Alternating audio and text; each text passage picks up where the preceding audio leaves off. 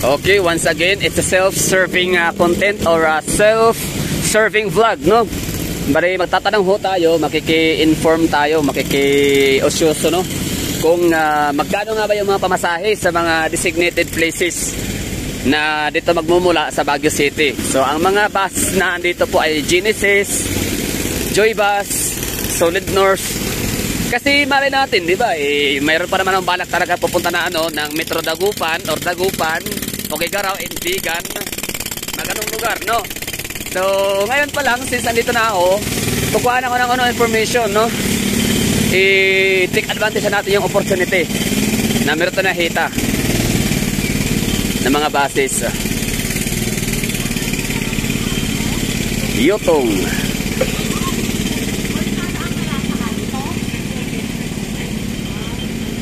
Yun, laki ng compartment, no? Lawak. Okay. Hindi yan ang tukoy natin or purposes. Okay, magsa-start tayo kay Genesis. So kung kayo ay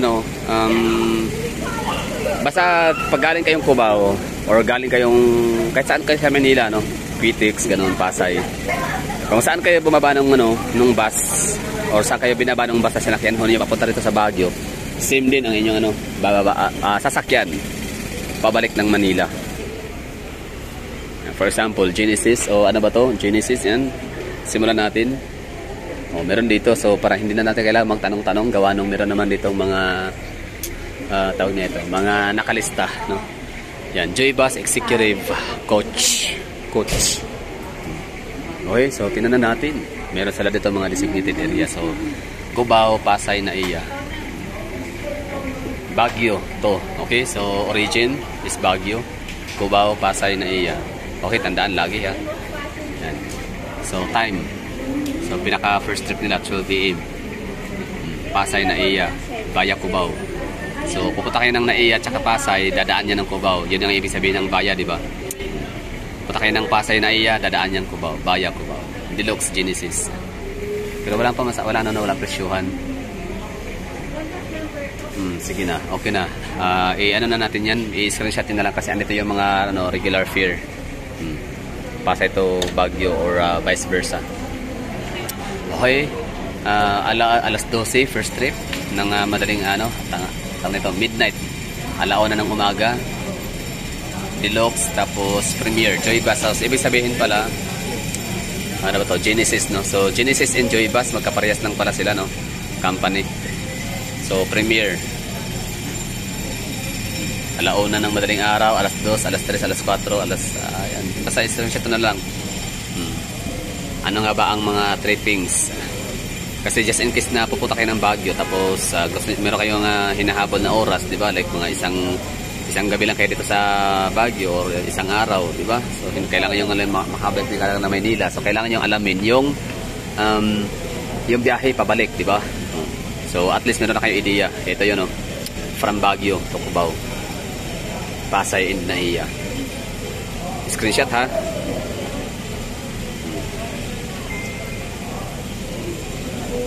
So 30 minutes interval pala sila. So sa umaga 1 hour. Tapos pagdating na pagdating nung alas 4, so meron 30. So siya, 30 minutes interval in 1 hour interval kapag depende sa Premier o sa sa Executive or sa Deluxe. Screenshot na lang, ha. Yan. Sana makatulong to sa inyo at sa akin na rin. Okay na tayo dito, ha. Okay na tayo sa tawag na ito, sa mga trips. First trips. Okay na tayo dyan. Okay. Tapos Pasay to Cubao to Baguio naman, papunta rito. So first trip nila 5 AM Deluxe hanggang sa 11 PM. Screenshot nyo na. Tapos yung pamasahe naman, kumusta, magkano? So ito yun, balikan nito, vice versa. So executive 800 pesos pag discount, basta discounted fare, meron naman kayong cellphone, calculate na lang yan. Pag discounted fare, automatic 20 pesos at 20% discount yan for PWD, senior citizen and students. So 800 regular fare. Pag executive Executive is Executive Cubao, iba rin si Executive Pasay at saka si Executive Airport. Diba? So magkaiba sila. Mas mahal si Cubao. Mas mura si Cubao kasi mas malapit. Tapos Pasay, sunod. Tapos pinakamalayo si Airport. Okay, so si Premier, ito yung mas mahal kasi Premier, no, from the word itself. Premier. Premier Cubao, screenshot niyo na. Ha? 8370 ang Premier Cubao. Tapos pinakamahal Airport, syempre mas malayo nga. Ulit 880. Tapos si Deluxe naman na Cubao, yun 695, mas barato, mas mura, diba? Magkano ba yung difference? So, sabi natin 700, wala, 105 pesos na yung difference, no? Yan o, si Deluxe Cubao, asa na? Deluxe Cubao is 695. Si 800 naman si Executive. So, magkano ang difference? 105 pesos lang. So, mag-Executive kayo or mag-Deluxe? Kasi si Deluxe ang baka tatanungin naman anong pinagkaiba ni Deluxe. Sa aking pagtatanong, pagsisiyasat, galing. So, si Executive kasi, yan sila, no? Dadaan talaga lahat. Si Executive ay dadaan sila sa, ibig sabihin, diretso na sila sa terminal na kung saan kayo bababa. Samantalang ito si Deluxe, dadaan pa sila ng dao kasi meron silang isasakay at idadrop na pasahero. Okay? Yun lang. Okay na. Malinaw, ha? Malinaw pa sa sikat ng araw. Tapos meron silang schedule of applying at GDC. Okay, iba pala to. Baka malay natin, baka gusto nyo naghahanap kayo ng trabaho. Or mayroon kayong kakilala dyan na walang trabaho. Pa-applyin nyo na. You may call the following numbers for walk-in applicants. Diba? Schedule of applying at Genesis Group of Companies. Training Center Cubao Terminal. Diba? So, apply na kayo dyan. Baka meron kayong kakilala na naghahanap ng trabaho. Mahal o mura ang sweldo. Sahod. Ang mahalaga ay merong experience. Kasi yan kailangan talaga sa Pilipinas. No? Basic requirements, experience. Job experience. Okay, yun na. So, wala tayong dapat, ito pa, karagdagan, no? So, meron palang travel time, 6 to 7 hours or 5 to 6 hours. Okay, tanong natin ulit kila kuya. May to? Ito. Excuse me, kuy. Pwede magtanong, travel time, Baguio to airport. Meron po. Ngayon, yung biyahe sa Executive. Anong oras po kayo? Anong oras po kayo sasakay? Kahit anong oras. Yung ganito, gabi, kunyari gabi. Mga sapon. Sige, 12 midnight, ganun. Airport po, airport. Airport, pinakamalayo. 4 na oras po yun, di ba? Mga? 4-5 po. 4-5 kasi midnight, no? Pag araw, so expected may traffic. 7 yan. Mga 7 oras. Okay, kasi araw yan. Okay. 5 to 7 hours. Tapos yung midnight naman ay 4 to 5 hours. Okay, malinaw. Malinaw yun na. Salamat, Koy. So, depende sa oras. So, kung aalis kayo ng midnight, siyempre, less traffic yan, no? Expected na mas mapabilis yung biyahe. Kasi walang masyadong interruption sa mga crossings, intersections, and congestion sa mga main roads and highways. So, kapag naman, Deluxe ho yun ha, mga hagala. So kapag ka-araw naman kayo, syempre expected yan, based yung daan. So pwede kayo matrap sa traffic, lalo kung matitsimpuhan kayo ng peak hour. So 5 to 7 hours yun. Lalo sa mga papuntang airport, no, kasi may flight. So lagi tandaan, kailangan may allowance, no. Expect the unexpected. So ang sabi ni Kuya, 5 to 7 hours kapag ka-araw. Tapos sabihin nyo na, gawin nyo ng 10 hours. Mahalin natin, maplatan kayo, di ba? Tapos wala kayong agad na malipatan ng mga bus na mga unit. Yun lang. So, ano ba? So, okay na yun, no? Mga first trip, alas 12, midnight, ganun. Tapos yung travel time, ulitin ko, 4 to 5. Tapos kapag ka-araw naman, is 5 to 7. Tapos kung ang pamasahe is yun na nga, pinakamahal, 800 pesos sa executive. Ang pinakamura naman na deluxe is yun na yung 105 ang mas mura, no?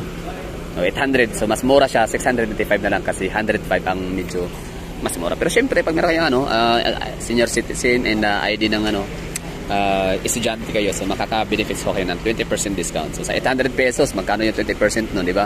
So 20 times 8, o magkano yun? 160 pesos. Yun. Mababawasan ang inyong pamasahe, makakatipid. So yun lang siguro. Maraming salamat. Sige, ipuntahan na natin yung si Genesis Enjoy Bus kasi yun, si Solid North naman tingnan natin. So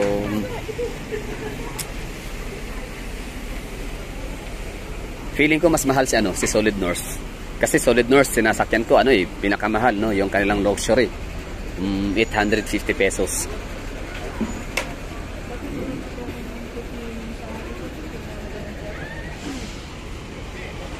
Okay na yun, okay na tayo.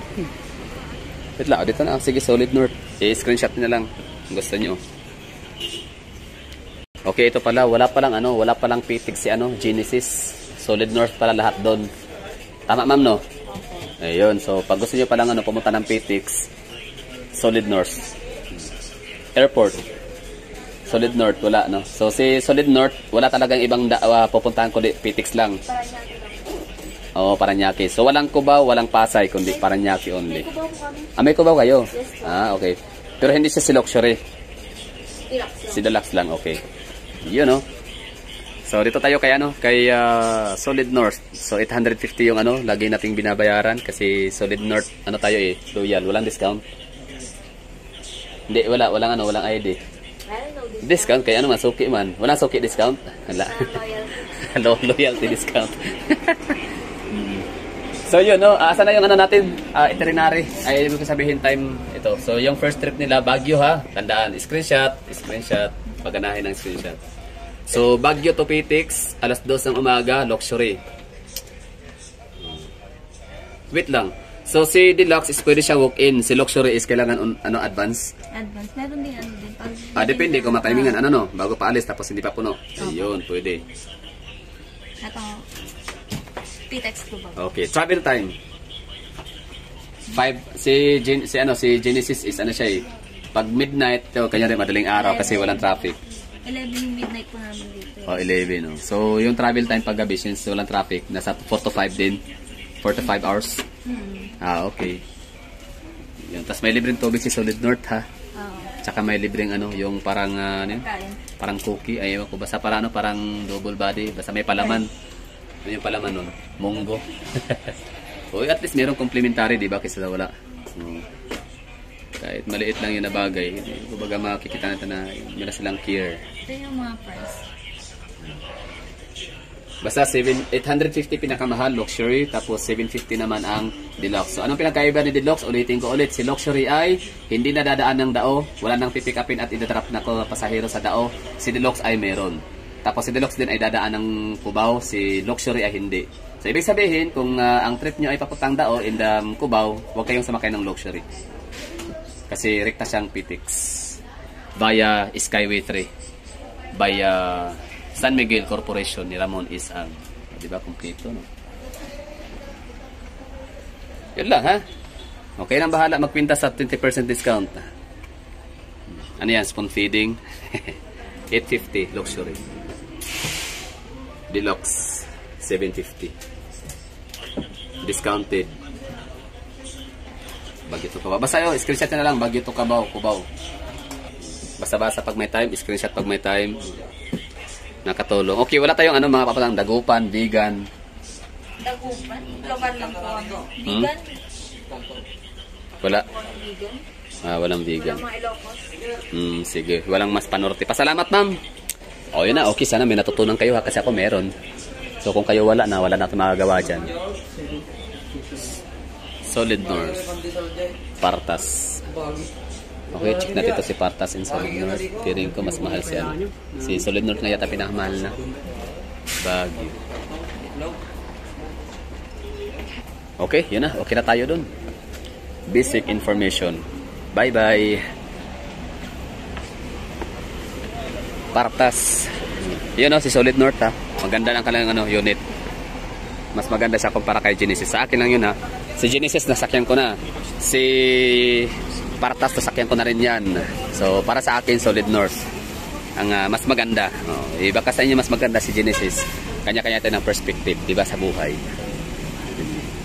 Beauty is subjective. Depende sa ating influence and preferences. Bye. Ingat. Have a safe trip.